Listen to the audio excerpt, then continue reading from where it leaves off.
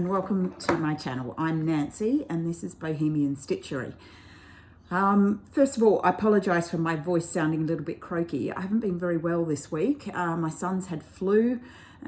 He's been off school all week. It's been a fairly tough week. I've kind of skirted on the edge of it. I haven't quite caught it fully, but of course I've had to soldier on because mums can't get sick, can they? Not when they've got sick kids to look after. So I'm a little bit croaky, got a little bit of a cough, but hopefully we should be fine. Today I want to do my end of May roundup. It's not quite the end of May. I think it's the 27th of May, so we're nearly at the end of May. But I have lots and lots to talk about. So while the kids are with their dad this weekend, I've got a bit of time, and I thought let's get everything together and try and do an update. I have a pile of stuff here. I was going to try and do this in a short, like make this a short video. I'm not sure it's going to be short, but we'll see how we go.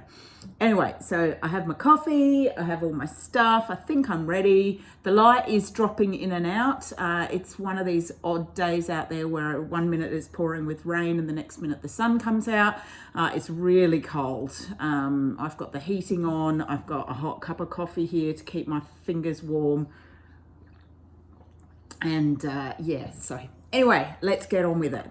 All right, so May, I've got my notes here, and right at the top of my notes is to make a great announcement is I have a finish. I've actually finished something. It's a miracle. Right, let's see if I can hold her up with something behind her so you can see her. There we go. This is Xenia. She's by Nora Corbett. She's one of her Bewitched pixies. So she is now completely finished. She looks fantastic on that piece of fabric. You can see I've still got her on the frame from the beading. I managed to do all the beading, and I'm just so pleased with how she's turned out. In fact, my mum saw it and she said, "Oh, I love it so much." And then we were online having a look, and I said, "Yeah, well, you know, Nora Corbett's done 12 of these." And she said, "Oh, if we save our money, could we buy all of them?" Yeah, let's do that. Anyway, so hopefully there'll be more of her Bewitched pixies to come, but I'm really pleased with how she turned out. As I said, I think she looks amazing on that fabric. Now, this finish was really interesting for me because it taught me a couple of things.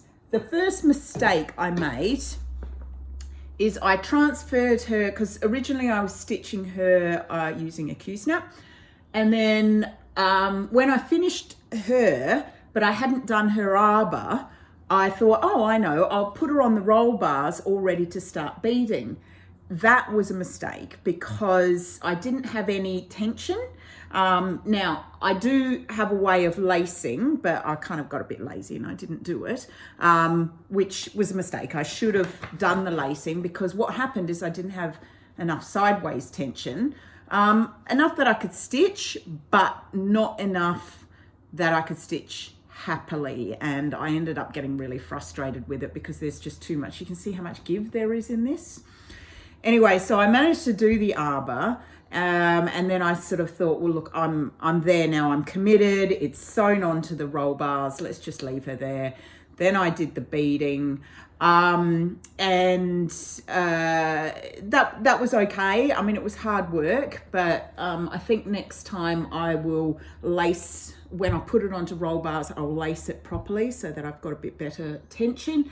The other thing that I think I will do is I'll use beading thread. So I just used the DMC that was recommended in the chart for beading. Not sure it worked so well, but you know, from a distance you can't really tell.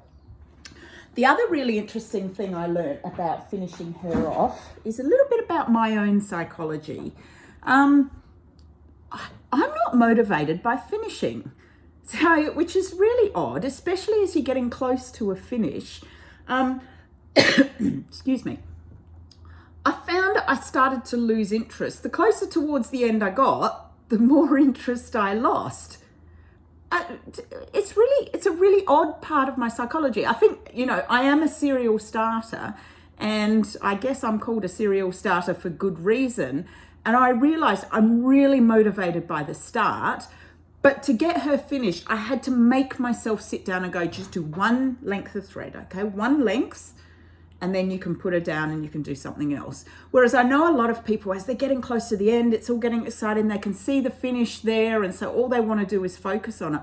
I'm just not like that at all. So I think it's obviously good to understand our own, what makes us function and our own psychology. And I think that's made me realize I need to have lots of different whips going all at once. I need to be able to kind of work my way through different ones, doing a little bit here and there until I lose interest. Because just working towards a finish is not, it's not really enough for me. Anyway, so that was just an interesting thing that I discovered about myself. But she's done. So Mum wants to get her properly framed. So I was like, all right, let's see if we can do that. And then depending on whether we can afford to buy the rest of them, hopefully there'll be more Bewitched Pixies on the way. Okay, so that was the big one. That was the big finish. So, but I also made some progress on a few other of my projects. So the first one I've been working on a Friday for my Fine Art Friday sale. I talked about this last time. This is because I love stitching reproduction fine art pieces, and I have lots of them. So I've set up a little stitch along on Instagram. The hashtag is here. And you can join in if you would like. Any project you've got which is a reproduction of any kind of fine art is fine, and you don't have to stitch on a Friday. I know I've called it Fine Art Friday because it's got a nice ring to it, but the reality is you don't have to stitch on a Friday. If you want to stitch on a Tuesday, that's absolutely fine as well. So just use the hashtag. There's a couple of people who have jumped on board already. I'm really excited about that. And then every Friday I've been working on one of my kind of fine art pieces. So the first one, and I'll see if I can do a picture up here of what it looked like before. If I do, it'll be pinched from a previous video, so it's not going to be great quality. This is Monet's water lily pond, and this is where I'm at now. So as you can see, I've been working, quite a bit up here. I haven't worked out a system. This is a full coverage, only a small full coverage on 14 count Ada. I haven't really got a system. I'm kind of doing sort of cross country. There's not a huge number of colors in here, so you can kind of get away with cross country. But I just love how the shading is all working out. It's looking really good. Okay, so I've been working on that quite a bit. I've probably, most Fridays I touched that one at least once. Okay, so that's one of them. Now the second one that I've been working on, and this is also another Fine Art Friday one, is my Lady and the Unicorn. Now I wanted to show you an amazing piece of stitchy kindness before I show you this one, because when I posted my very first video, sorry, I'm just gonna take some coffee. I'd mentioned about my thread organization for the Lady and the Unicorn. Let me just show you a picture of what she's going to look like. Whoops, sorry about the shine. There you are. That's what my piece will look like. She's huge, very, very big. And I got contacted by a lovely lady called Shona on Instagram to say I might have a solution for you. Now, Shona creates, and actually this is what I've got in hand, these amazing floss keeping solutions. Now, I'm only going to show you very briefly here. As you can see, this is what they're like. Because I am going to do a full video on how it works, how to put the flosses in. But she was telling me about it and I was like, yeah, that sounds great. And she said, look, why don't you try it out?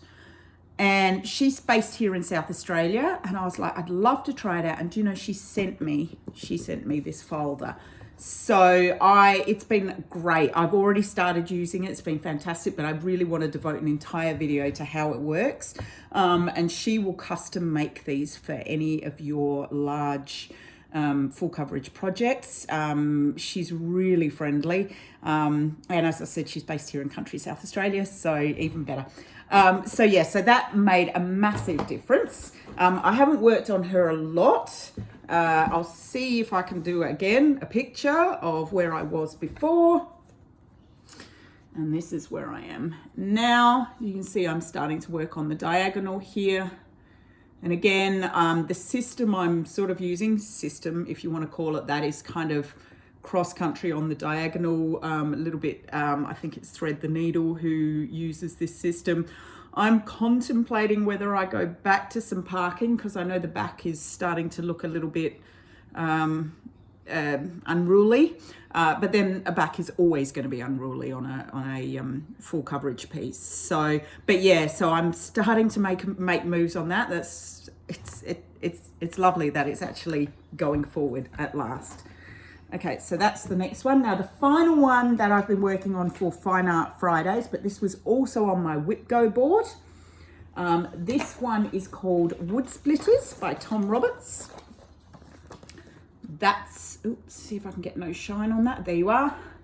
It's by Country Threads. And it again is full coverage, pretty large. Now, if you've watched one of my Whip Parade videos, you will have seen that this was donated to me by one of my ladies I used to teach, and she'd started it and she knew she was never going to finish it. So she gave it to me and said, would you continue on with this? So she'd done quite a bit.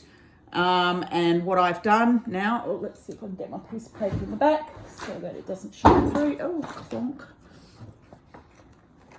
There you are. So you can see. So I'm now started to work on the diagonal there. I've picked up where she was working from and I've just continued on. Now the call on my Whip Go board was to do 1,000 stitches in this. I think I'm up to about 300. So I'm going to spend the rest of this weekend doing the last few hundred stitches to get myself up to 1,000. But I'm really pleased that that's now actually moving on. Again, it's going to look fantastic. So, okay, so those are the 3 Fine Art Friday ones that I'm doing. They're not the only ones I've been working on. I've also touched on, let's just drop this one to the clonk to the ground. Right, I've also touched on the Victorian freestanding house. We all know how much I'm enjoying this one. This is for the Historic Houses sale with Stitch Me Sane. I've not done a lot. I've attempted a little bit more of the back stitch, as you can see on the lace work. It's one of those things that's like, just take a deep breath, one length, do the back stitch. When you finish that one, it's one length closer. So you can see the lace work, lace iron work here is starting to come through. So I have to say I haven't picked that one that often. The sale is helping. But I think I really need to kind of give myself, say, like one length of thread, just do it, then put it down. One length of thread, just do it, put it down. Okay, so that's that one. What else have I got? Oh, yes. Now, another call on my Whip Go board. So this was actually this month's call. Excuse me, the Wood Splitters. I'm working backwards because I've only started Whip Go in May. So I want to do my numbers from early. So the Wood Splitters was actually the first number called in January. So I'm trying to do 3 numbers per month because I thought I've missed 4 months, which means I've missed 8 numbers. There's 8 months left to go for the year. So if I try and do 3 calls per month, that should get them all done. Made sense to me. I'm sure it makes sense. But anyway, so Wood Splitters was actually January's first call.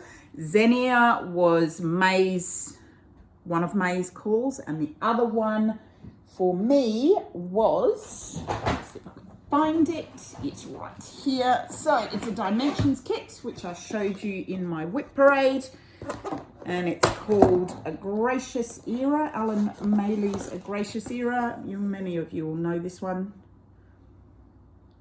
I've always loved this one. Okay, and so my Whip Go board said I needed to finish one figure, one person. And I also wanted to do 500 stitches for my 50 before I'm 50, my first 50 before I'm 50 challenge, which I'll talk about a little bit later. So I did both. I did 500 stitches and Oh, he kind of looks like a guy, doesn't he? He's close enough. Here you go. He's a person. So I thought, that's it. I've done that. I've crossed that one off my whip go board. So yeah. So we've moved forward on that. Okay, so that's that. And then the only other one that I've worked on this month, if I can work out where I put it, it's here and it's amongst everywhere, is not here. No. Just give me a second.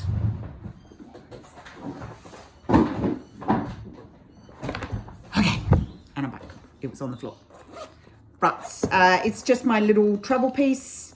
This is my little bookmark, topiary bookmark. I haven't done a lot on it. Oops, there we go. So we now have the pond in the middle.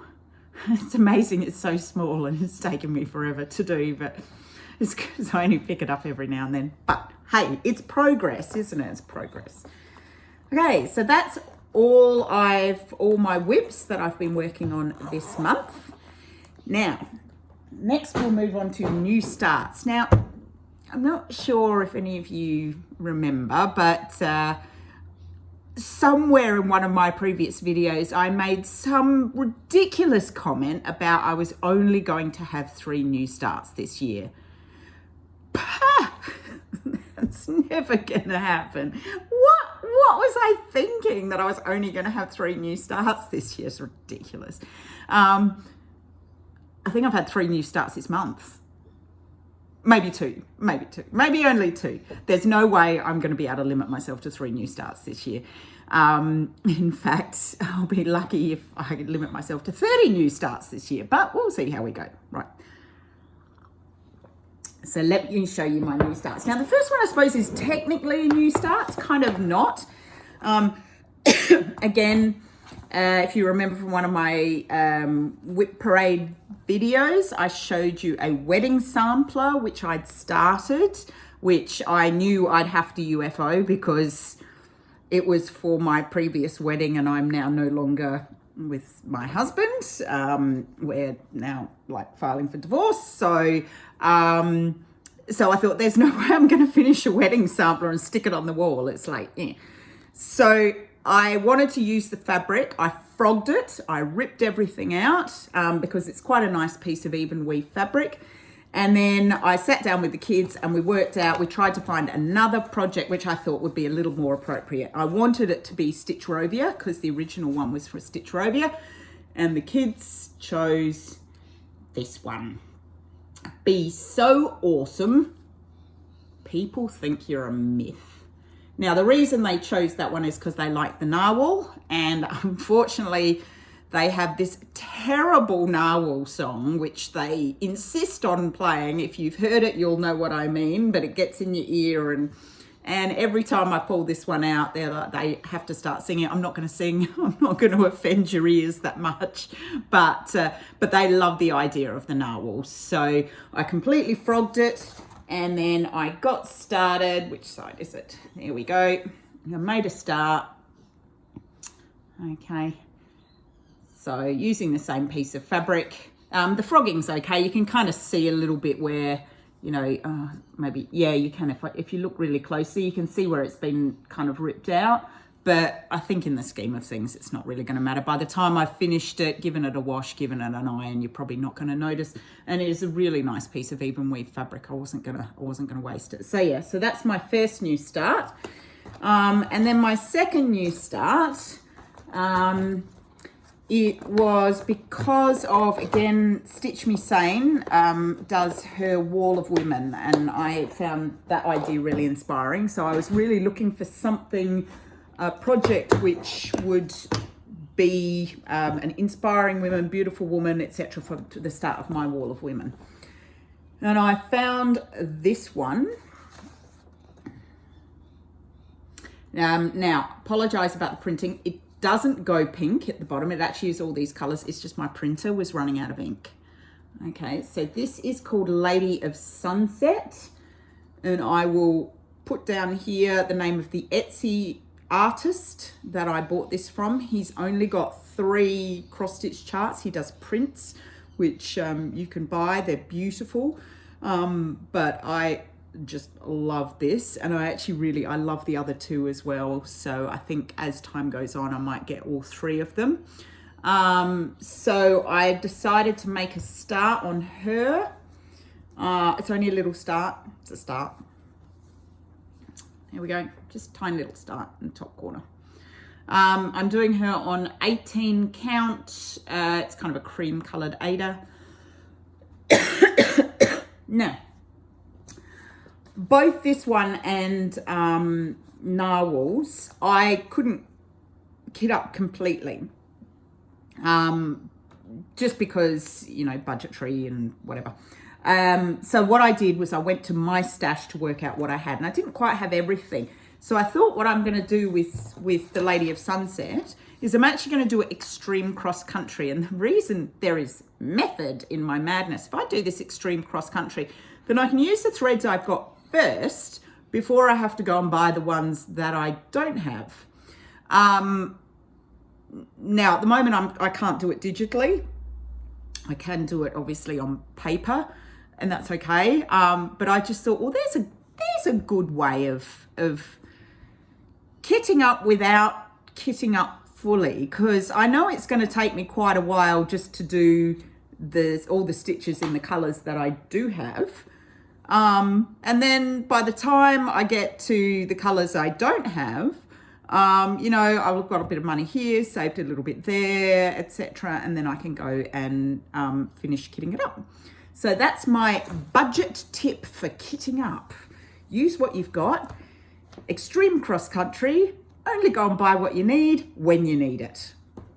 There we go. Right, so those are my 2 new starts. Okay. Now, I've also got a couple of new ones kitted up. This is what I mean by there's no way I was only going to start 3 this year. So I've got 2 kitted up.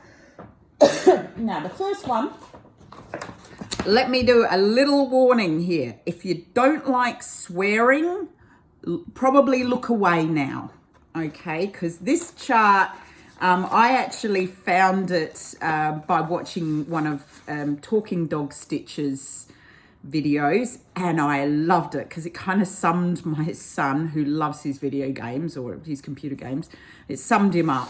But as I said, it's, you know, it does quite a lot of swearing. It was a charity chart. So he basically donated to a good cause, a charity, and you just sent them proof that you donated, and they sent you this chart.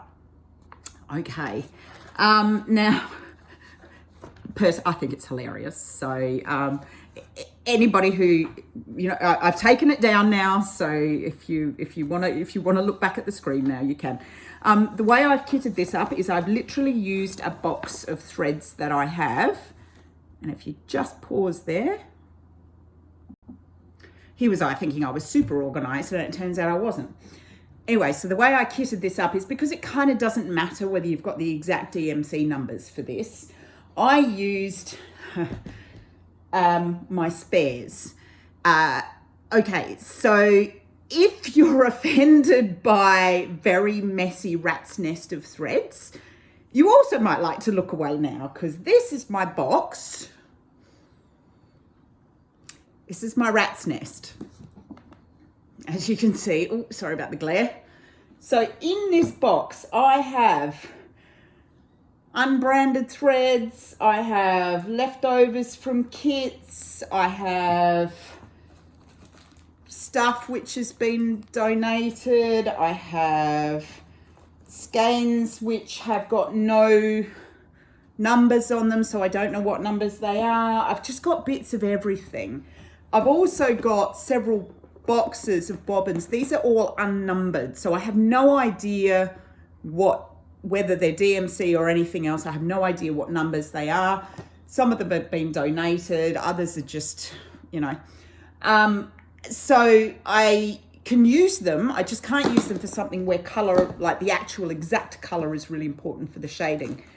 So that's how I've kitted up this video game sampler, is I basically had a look at what the numbers they called for in the colours, and I just found an equivalent.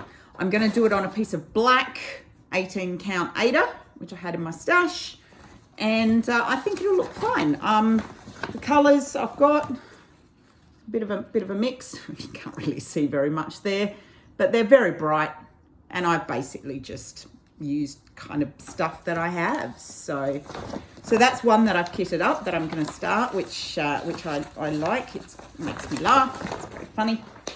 Okay, and then the other one that I've kitted up is around here somewhere. There it is. All right, so this one I discovered, well, actually I didn't discover this, my daughter discovered this. So I think I told you in the last video about there's a group of us on Facebook who, many of us are turning 50 next year, and we all want to do some really big stitching goals. So we've formed a group, and anybody is welcome to join. The name of the group is here. You don't have to be turning 50 next year. If you want to just come along and cheer us on or set your own goals or whatever, we'd love to have you. So some of us have set up like our first goals. I've got two. So my first goal is to do 500 stitches in 50 whips before I turn 50. My second goal, which won't start until the beginning of next year, is going to be 50 starts in my 50th year, but we'll worry about that in 2024. So I've done myself a grid, and I've written down 50 whips, and then as I'm doing 500 stitches in each one, so I'm marking those off, and then we're posting them up, etc. Anyway, long-winded way of telling you about this particular chart. So I had Facebook open on my laptop, and one of the ladies from that group had posted up a new start, because I think she's doing 50 starts before she turns 50. And it was this little chart by Little Dove Designs called Gnomeville. Isn't that cute? Anyway, so she'd started, she posted this up, and my daughter happened to be wandering past. The next thing I know, she sat down at the computer, and she was beavering away there quietly, and I wandered over. I said, "What are you doing?" She said, "Oh, I saw this chart, it's so cute. I found it online. I've put it in your cart, and we just need to buy it now." I was like, "Oh no." Anyway, it was this chart. She'd done a search for it. She'd found it. She'd actually found the hard copy of it.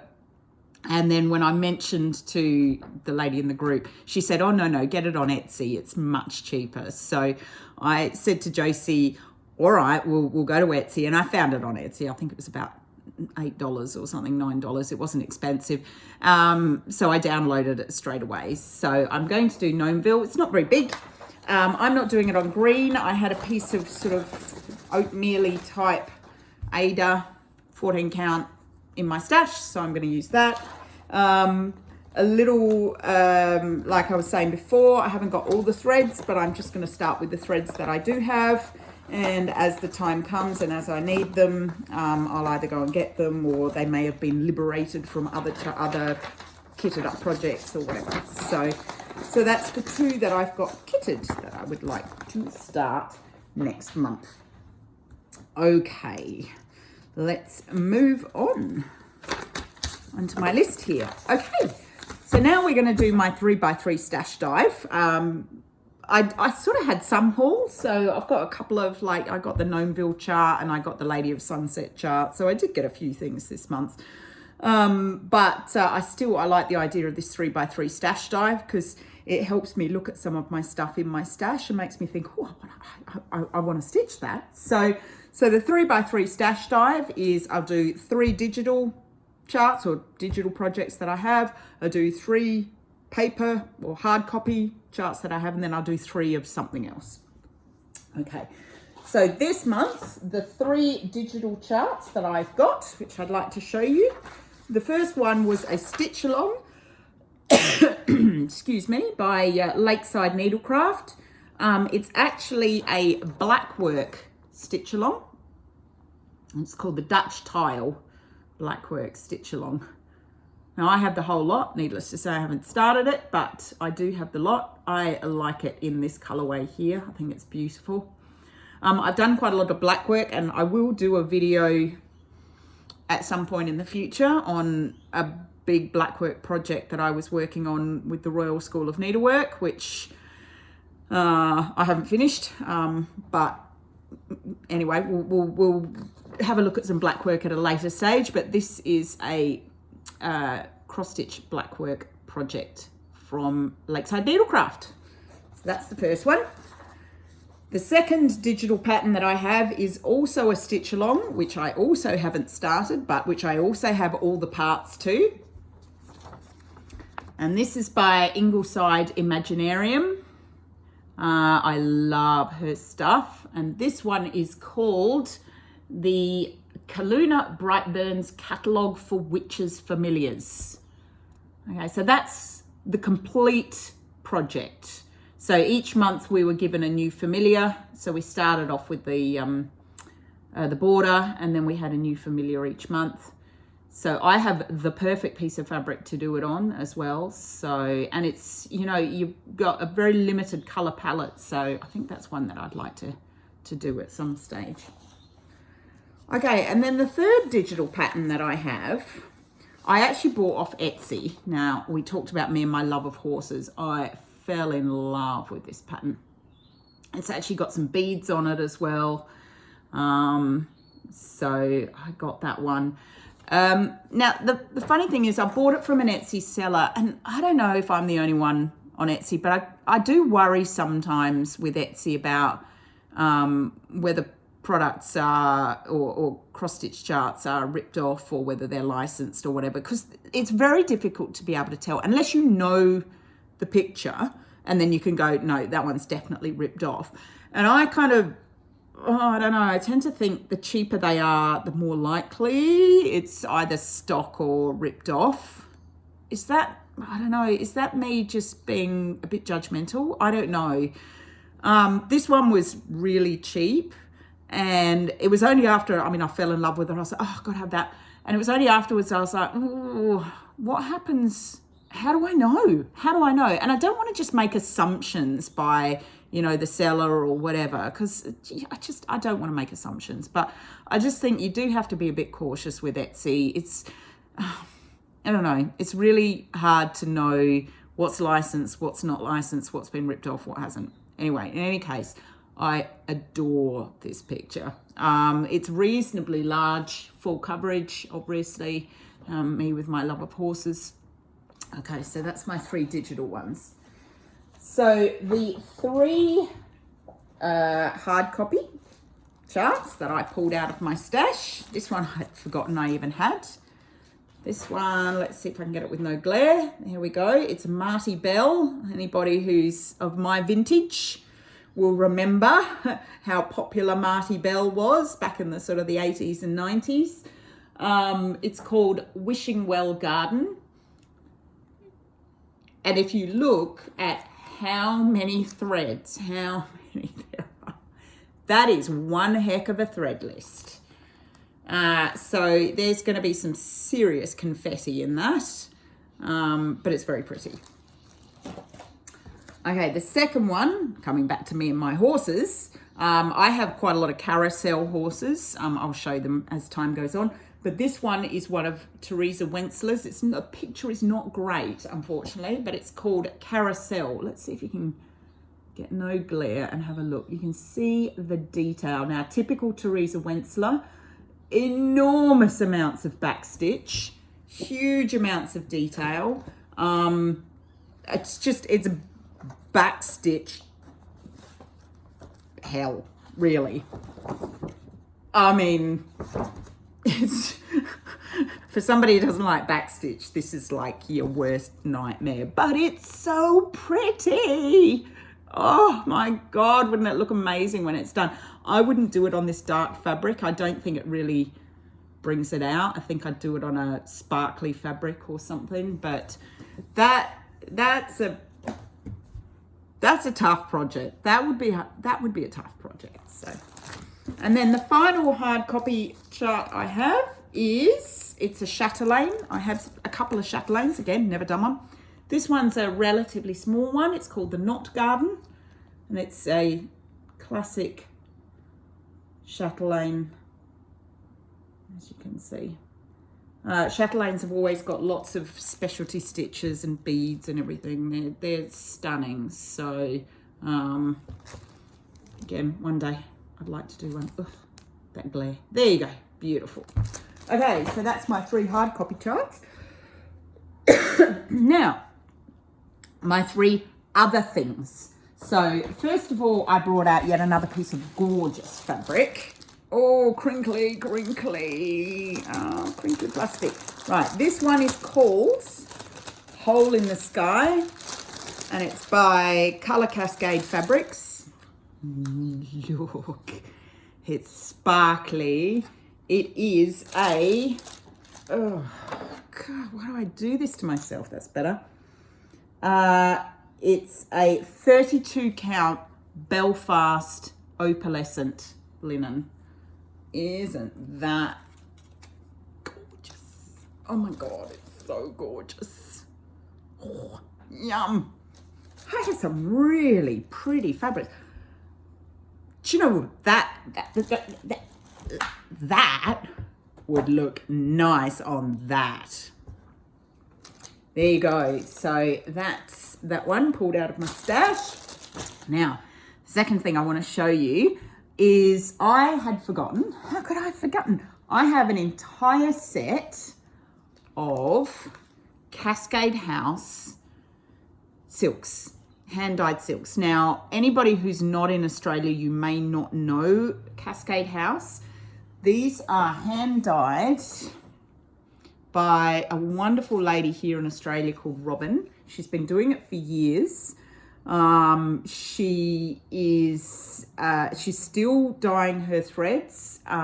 She will dye threads to order if you wish. But I have an entire set of her silks. As you can see, there's some lovely variegated ones there all the way through.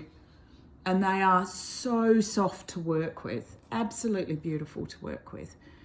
So if you've never stitched with Cascade House, it's worth having a look to see if you can get them. They're not always easy to get because she's only one lady like organization.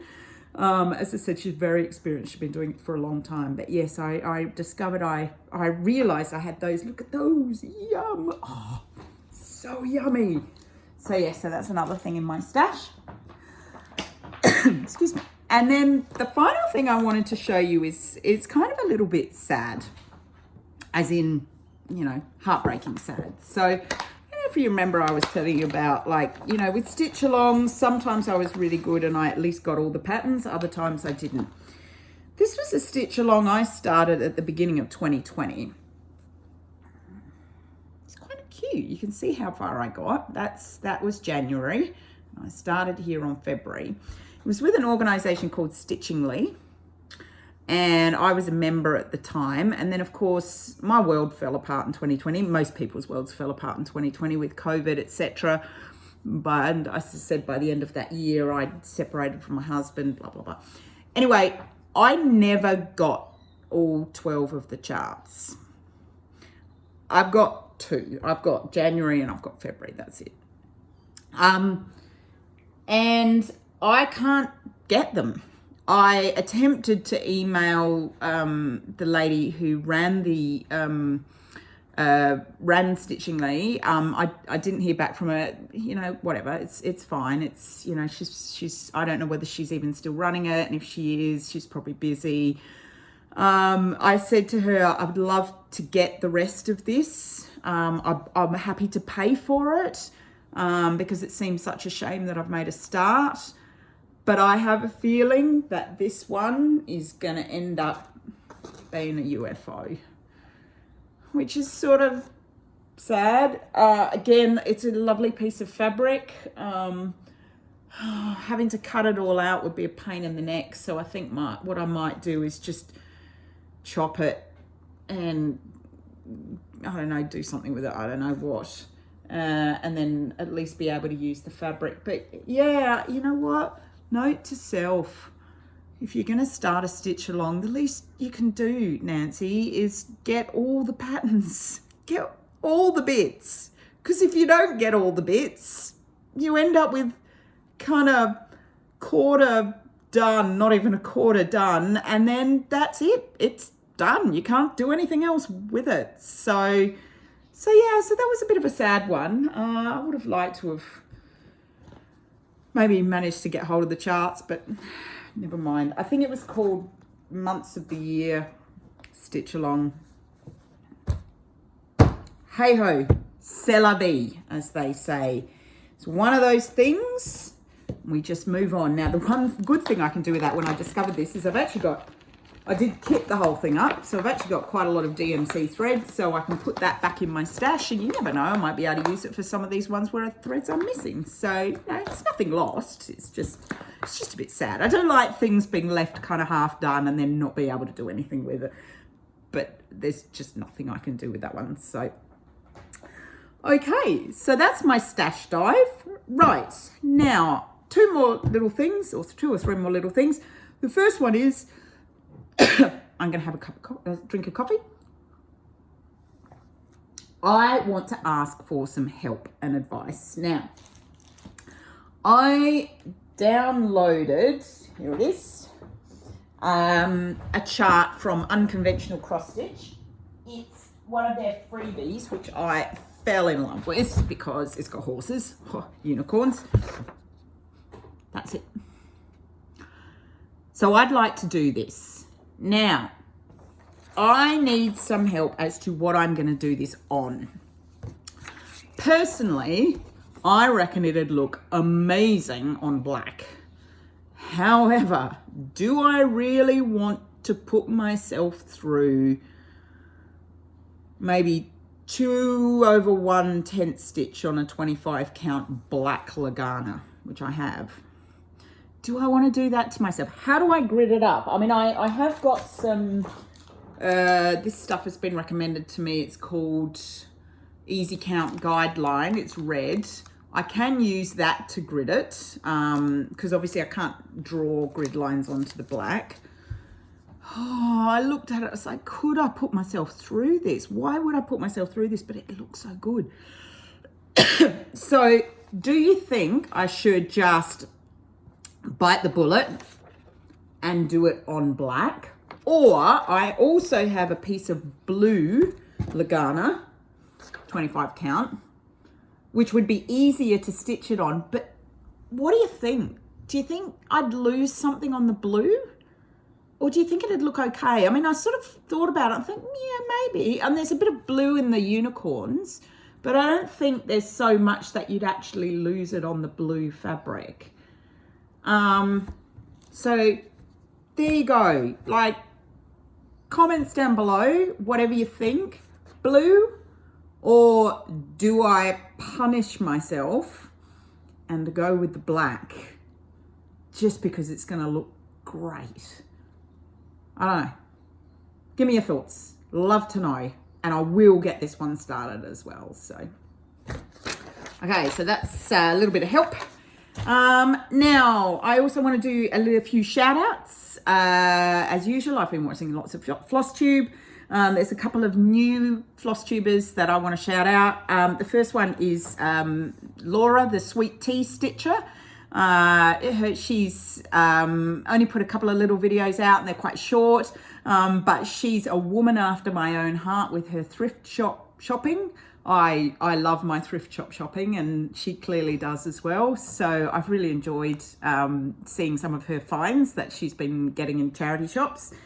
The second one, also from the United States, who she just makes me smile, is Heidi, the Potty Mouth Stitcher. She's got personality, so go and check her out. She makes me laugh as well. And then the third one that I'd like to call out again is Megan at Stitching Moon. I know I've already called her out, but she mentioned me and she mentioned my Fine Art Friday stitch along, And as I was watching a video and she was talking, I had this grin on my face, like, oh my God, it's so exciting. Somebody's talking about me and my stitch along. So I was so thrilled. And the video she does that in, she's also sitting on her balcony. She lives in Norway. This stunning vista out the back. It's worth watching. So that's Megan. Now, the other couple of people I really want to shout out is, so Adelaide is a pretty small little city. We tend to be a very much embroidery based city, so traditional embroidery. There are cross stitches here, but we do seem to be very much embroidery based. And there are 2 Flosstubers that I know who are here in Adelaide. I think there might be another one, but I've not come across her yet. And if I do kind of get a chance to get to know her, I'll call her out in the next one. But the first one is Kelly, Animal Instinct. She's been on Flosstube for a while and she's here in Adelaide.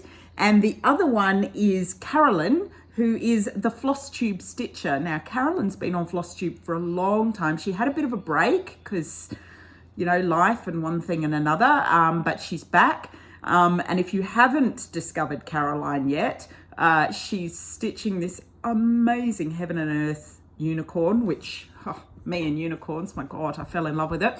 But the other wonderful thing about Caroline is she's also going to the Mirabilia retreat in Brisbane in February next year. And I am too. So we've connected and we've had a bit of a chat, and I'm hoping to be able to catch up with her before we go up to Brisbane. But it's just really lovely to know that there's Flosstubers here in Adelaide. So check those 2 out. That's Kelly and Caroline.